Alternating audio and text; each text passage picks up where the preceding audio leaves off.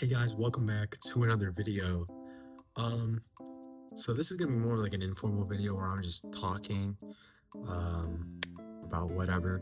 But yeah, so I was actually gonna do more like a vlog style video, but it didn't really work out today. I was basically gonna like just talk while I'm driving to the comic book store, but I haven't been there in a while, so it was like I needed the directions so I could remember like where I have to how to get there basically. So yeah, I didn't record this time.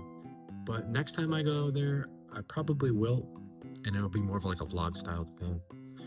Um this video, I mean, I guess I'll just cut to the chase. So this week, uh there was a really cool comic release that I kind of only recently learned about, and I was pretty excited for, so I ended up reserving a copy of it. Um and it is this book right here.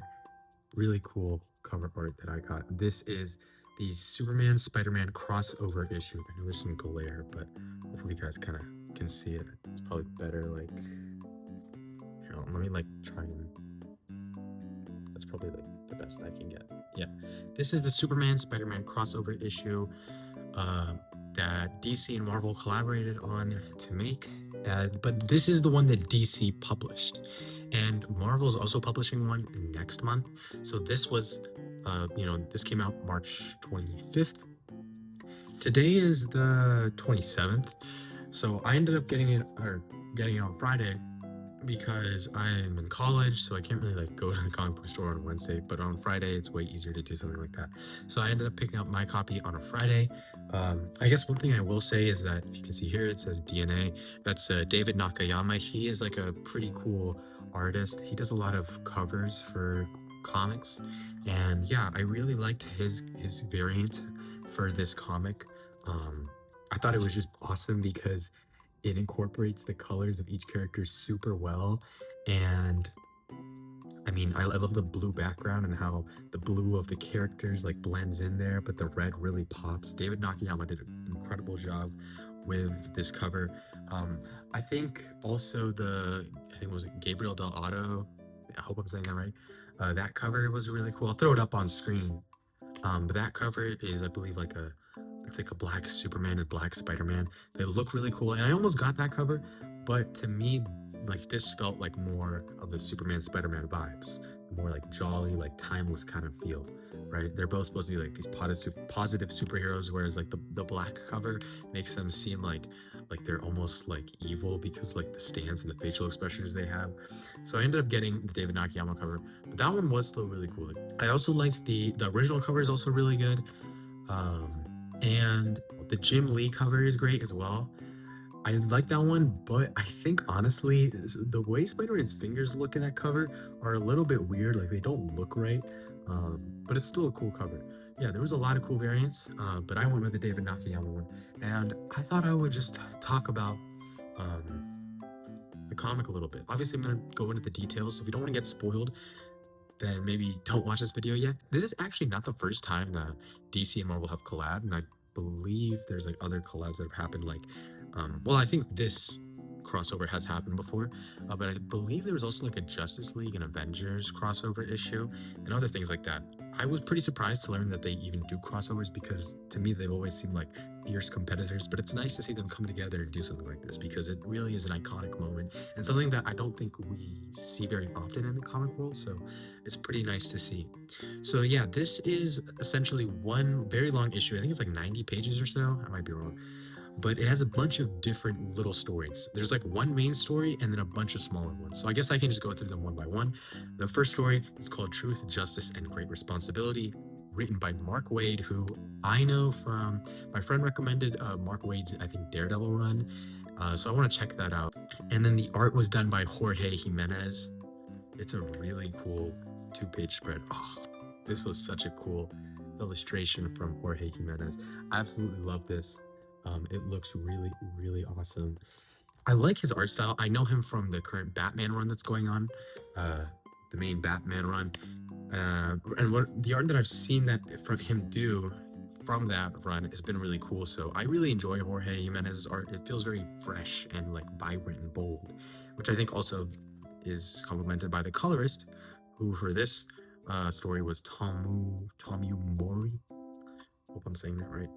But yeah, I think the first main story, this is the main story Mark Waid Raymond is. It's basically Spider-Man and Superman teaming up to fight against Doc Ock and Brainiac. Um, and it was really cool. Like, it's nothing like crazy, but considering like there's so many other stories in here and they have like only a limited number of pages to get the story done, I thought it was really cool. It was really fun and had some cool illustrations, some cool moments. Um, and it was just a nice, quick little short story. I mean, it's the longest story in the book, but yeah, it is, I think, really cool. They're basically trying to save, I believe, Metropolis from the duo villain team up of Doc Ock and Brainiac, who are using kryptonite to like hack people's brains. It was really cool. I think the way they saved the day was neat. It's funny because Peter Parker and Clark Kent actually just kind of like are working together as journalists, I believe, when they're not superheroes, which was pretty interesting. Um, yeah, it was pretty neat. I really enjoyed it, and I think it was good. And then the next story we get was Lois Lane and Mary Jane in The World's Finest.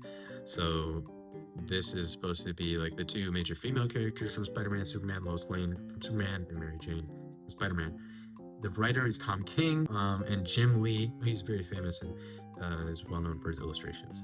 This was not as good. I heard a lot of people kind of complaining before the issue even came out, saying like Tom King writing the female character story is gonna be kind of dumb. I mean, I did not really enjoy this. To me, Lois Lane and Mary Jane don't really like actually have a real role in this story other than being saved and just talking. Which is, I think, kind of lame. They could have done something more interesting with both of those characters. Maybe, actually have them be kind of pivotal to the story. Essentially, there's like a Sentinel that Superman and Spider-Man have to fight. The Sentinels from X-Men. They're just fighting one of them, and then Gambit comes in from the X-Men and saves the day and kills or destroys the Sentinel. It's a robot. And then like that's about it. And the whole time, Mary Jane and Lois Lane are just kind of talking and like relating to each other about how they're both intertwined with superheroes and things like that. I didn't think it was great. I honestly think they should have had a female writer. I think that would have been cool. But instead we just got Tom King writing. Yeah, it wasn't that great. Probably my least favorite story from here. I think just going in a different direction instead of just having both of the characters just talk and while there's a fight going on, having them do something more interesting and pivotal would have been cool. And maybe actually just have a female writer write it, because it just feels kind of weird and not that good in the way it is right now. Okay, the next story we had was Superboy Prime and the Amazing Spider-Man in pages. This was a really cool story. I like this. It's basically, it's Superboy Prime and Amazing Spider-Man with a symbiote suit, and it's very like breaking the fourth wall and like kind of meta, because they're like jumping through comic books, which was really cool. You can see the pages of like different comic books floating around in the sphere, and basically like Superboy is like trapped by the High Evolutionary in, I believe, like Spider-Man's world or something, and so he tries to like fake High Evolutionary into like letting him go by giving him Spider-Man. He basically takes Spider-Man with him and says like, here you go, High Evolutionary, and then they like fake him out and try to fight him basically. It was pretty interesting. I like the concept, but it kind of ends before I think it could really get like really good, because the last page of it is them just saying like, all right, let's go fight him. But I did like the idea of like, jumping through the pages of the comics and all of that. I think it was pretty neat. Just wish we could have seen more. And that's something that I think a few of the stories in here kind of suffer from, is the fact that they kind of like set up these like cool scenarios, and then they like present like, okay, they're about to do something cool, and then it just stops because they don't have enough pages to tell the whole story. So you kind of have to just like imagine like, oh, they beat them or whatever. But yeah, the next story was really awesome. It was probably my favorite or second favorite story. I think the main one was the best. But it's Superboy and Spider-Man 2099 in Beyond the Cobwebs of Tomorrow. So this is basically uh, Superboy and Spider-Man 2099, which is one of the coolest Spider-Man in my opinion. Um, they come together to defeat uh, Lex Luthor in Batman Beyond's version of Gotham City, which was so cool because we literally get to see Batman Beyond and Spider-Man 2099 in the same page. I thought that was so cool. I was not expecting that. And I mean, it was really dope. Batman Beyond and Spider-Man 2099, they're really like, kind of the same. They kind of give off like the same essence. They're just from different companies, but they're kind of like the same to me. And it's cool to see them come together. Batman Beyond like kind of like teams up with them, and then they say, all right, let's go fight Lex Luthor, and that's kind of how the story ends. So yeah, it's more of just like a discussion between the three characters, but I still loved seeing Batman Beyond alongside Spider-Man 2099 especially. Okay, then we got, in my opinion, the funniest little story from this comic. I thought it was pretty good. It's called Jimmy Con Carnage. So it's Jimmy Olsen from Superman, and he's been hired by the Daily Bugle to basically just go take pictures of Spider-Man. But instead of finding Spider-Man, he finds Carnage. And Carnage just straight up kills Jimmy Olsen. But it's very funny the way it happens. And then Jimmy Olsen's camera ends up taking a picture of Carnage, and it ends up in the Daily Bugle newspaper, and everyone believes that it's actually Spider-Man, and because Carnage kind of looks like Spider-Man. It's very funny. It's a very funny story, and I mean, it's just kind of silly. Obviously it's very short, but yeah, I thought it was good. I didn't say who the writers were for these two stories that I just mentioned. So for the Superboy and Spider-Man 2099 story, the story and art were done by Sean Murphy, who I'm not familiar with. I'm not familiar with most of these people, if you couldn't tell. And for the Jimmy Olsen story, we had Matt Fraction as the writer, who I believe did a really good Hawkeye run a while back, and Steve Lieber as the artist, who I don't know. Yeah, I want to read that Hawkeye run at some point. It seems pretty good. Okay, then we got something a little different. We got, I believe, Superman's like adoptive father, Pa Kent, and Uncle Ben. Spider-Man's uncle, kind of coming together. They're just coming together, and essentially, Uncle Ben ends up in Jonathan Kent's or Pa Kent's like world, and then it's like super like stormy and rainy outside, so Pa Kent ends up like letting Uncle Ben ride with him in the car, but then they see some people who are like trapped in like the water, so they help them, and it's just kind of like a more cozy homey story about like, we're not so different after all. And there's a cool little like nod to Spider-Man and Superman at the end. I think it was really neat. Wasn't like anything crazy, but I thought it was a decent little story of like two important like father figures for each of the characters. And this was written by Jeff Lemire, and the artist was Rafa Sandoval. Not familiar with those again. And then we had the Bias story, which is about like J. Jonah Jameson arguing with Lois Lane about like, what real news is, and like how his like attacks on Spider-Man are real unbiased news, and like, he has a problem with Spider-Man because Spider-Man doesn't have any accountability because he hides his identity. And this is going on like a live interview. Meanwhile, Spider-Man is literally right above them in the news studio, literally watching this. And Superman is, I believe, like helping record the whole interview. It's pretty funny. It's just interesting to see J. Jonah Jameson's perspective and banter. It was decent. It was pretty good, actually. I liked it. The writer was Greg Rucka, and the artist for this was Nicola Scott. All right. And then, let's see. Okay. The last story was Power Girl and the Punisher. So I've never heard of Power Girl before. I know the Punisher, of course. Writer for this was Gail Simone, and the artist was Belen Ortega. Essentially, Power Girl comes into this like unmarked, unnamed bar for a date, and Punisher is the doorsman. But there's like a bunch of like cool like characters and villains from like both universes, like Superman and Spider-Man. They're in this bar, and the Punisher wants to, basically punish all of them, kill all of them, whatever. And so they end up doing that.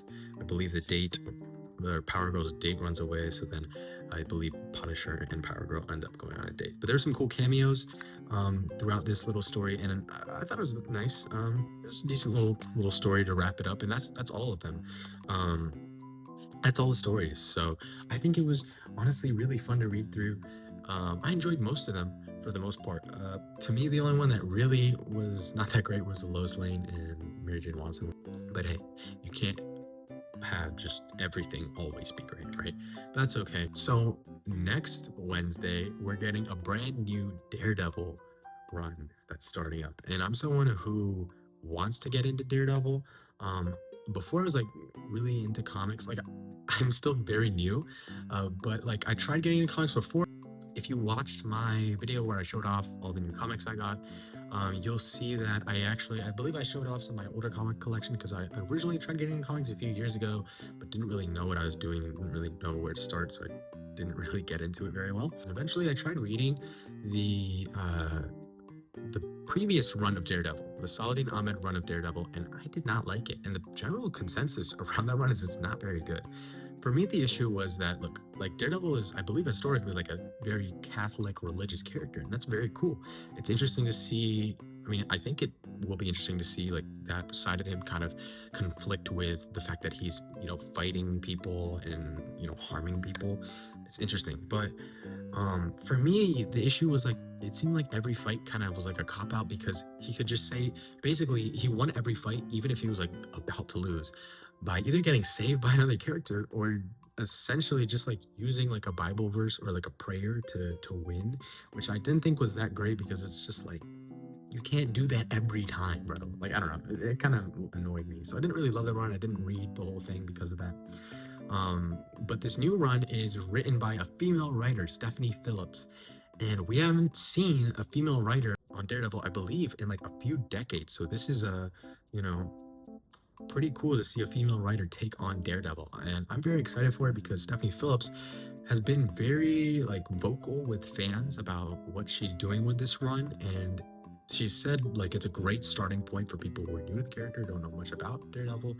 So I'm very excited, and a lot of people who are more knowledgeable about Daredevil seem to really think that Stephanie Phillips is gonna take this character and do something really great with him, kind of bring him back to, I guess, the roots and make it more what people want from Daredevil. And it's gonna have some noir elements in it and mystery elements in it too, which is really great because I like mystery. Batman Long Halloween was really great, so yeah, I like mystery stuff, and I'm excited. I definitely want to pick that up. That's gonna be, I think, hopefully really good, because Stephanie Phillips seems very confident about the work that she's about to release. So yeah, I think it's gonna be good. Hopefully, yeah, I think this is a really cool issue.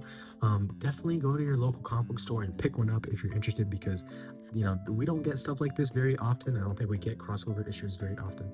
And yeah, the Marvel one comes out next month. I'm also reading Watchmen right now, and Watchmen is really good. It's probably overtaken Long Halloween for my favorite comic.